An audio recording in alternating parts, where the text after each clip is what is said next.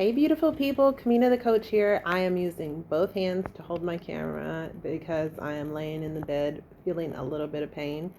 And I am flying tomorrow, so I am trying to relax my sciatic nerve as much as possible for this very long journey back to the United States because our embassy just released the message advising us to return.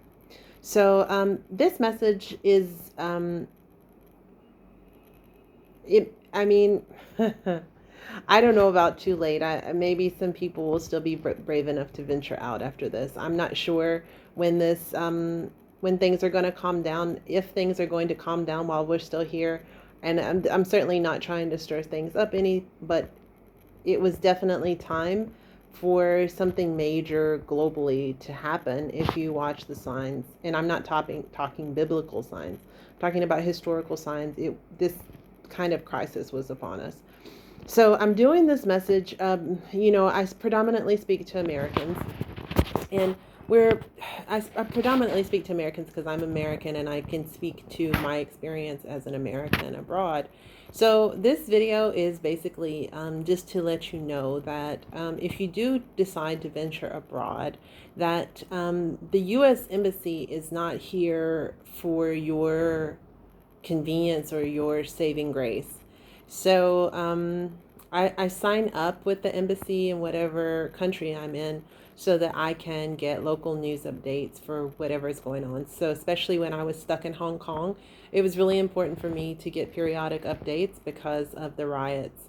And so now that I'm stuck here in Myanmar during this global pandemic, it's very important that I get updates from the embassy. So the emails have been coming daily and sometimes twice a day. And the last email I got advised U.S. citizens to go ahead and return to the United States as soon as possible.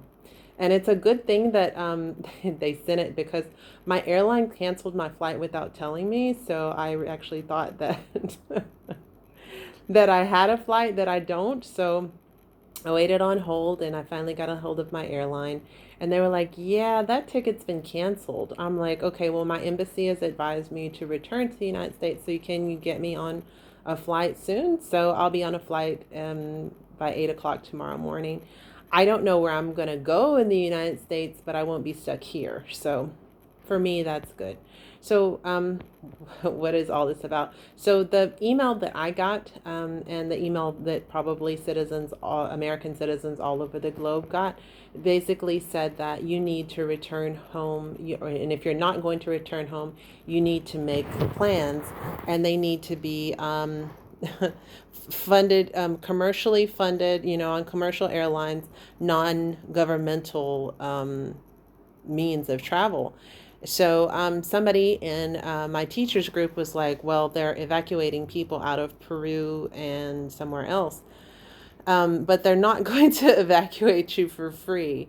So I was somewhere and they were like, yeah, we'll front you some money for a ticket, but you have to definitely, this isn't free. If you think that the U.S. government is going to give you a handout, you are sorely mistaken. So this is also important because a lot of people get involved with companies that cheat them or do illegal or shady things for them when they're inside of the country.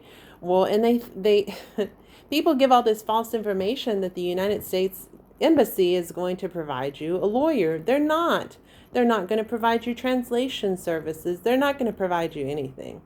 Now, they might provide you a list of local attorneys that might be able to help you, but that's it. Only the services that are listed on the embassy's website are the things that are available to you. If you're in a crisis situation, they'll front you the money to get out, but they're not going to provide it to you. And so the people that are getting evacuated out, as far as I know from another teacher's response, is that, the people uproared. They bombarded the embassy or their congressmen or senators or whatever. They made a huge, as a collective, because they closed the borders without any kind of warning. But the people aren't getting out of this for free. So the embassy is not going to provide you an attorney. They're not going to provide you legal help, especially if you break the law in a country. The embassy is not going to come to your assistance. So I think as Americans, there's this, whether you're aware of it or not, even if as an American of color, we have this sense of entitlement and privilege.